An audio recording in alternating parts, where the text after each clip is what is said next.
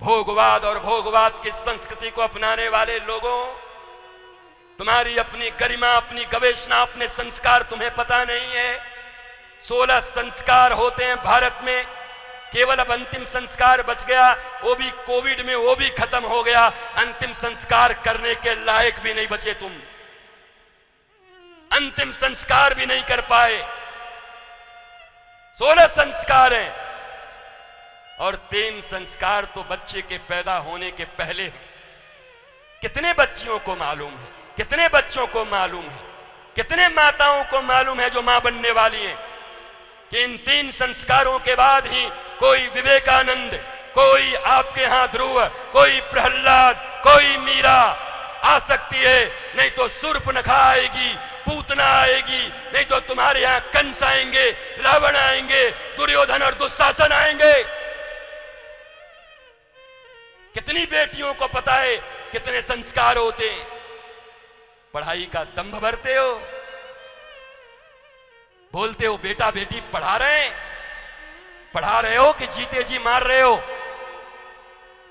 एक तरफ academic qualification चले, मैं इनकार नहीं करता, तुम्हारे भारत में पढ़ाई की कमी है, तुम्हारे भारत में कमी है। किस बात की? तुम्हारे अपने सनातन बोर्ड नहीं है, तुम्हारे यहां अपने सनातन संस्कृति की पढ़ाई नहीं है। तुम गरीब लोग हो, दुखी लोग हो, तुम्हारे हिस्से में कुछ नहीं है।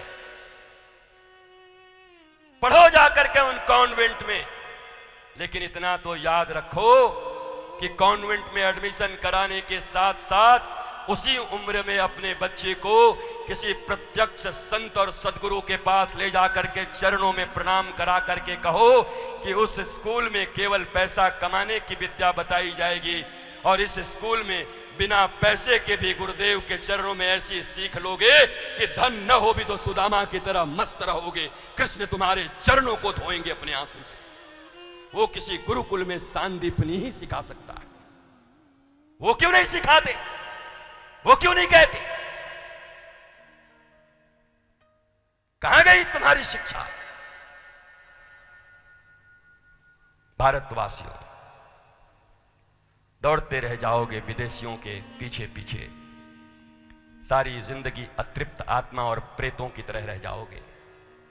अगर रियल मस्ती चाहते हो तो व्यासपीठ से भागवत की सौगंध लेके कहता हूं, अपने बच्चों और स्वयं को धर्म और शास्त्र की ओर उन्मुख करो। धन की कमी नहीं होगी। धन तो, अरे हमारे शास्त्रों में धन की इतनी विधियां बताई गई हैं, हमारे शास्त्रों में सुंदर विवाह की इतनी नीतियां बताई गई हैं, हमारे शास्त्रों में पूर्णतः स्वस्थ रहने की जो विधियां बताई गई हैं और डॉक्टरों के पास भी नहीं, WHO के पास नहीं, एलोपैथ के पास नहीं। Prevention is better than cure. रासायन ऐसे ऐसे हैं तुम्हारे किचन में पड़े हुए, कितनी मात्रा में क्या खाने से तुम और तुम्हारे बच्चे कभी बीमार नहीं पड़ेंगे, इन शास्त्रों में बड़े पड़े हैं।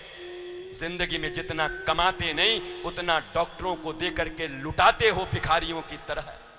नंबर पे नंबर लगाए रहते हो और रोग पे रोग बढ़ते रहते।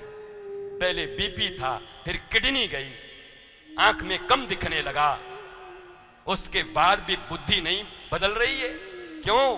क्योंकि धर्म मुफ्त में मिलता है, कथा मुफ्त में मिलती है। फ्री में कोई आया है कथा करने के लिए।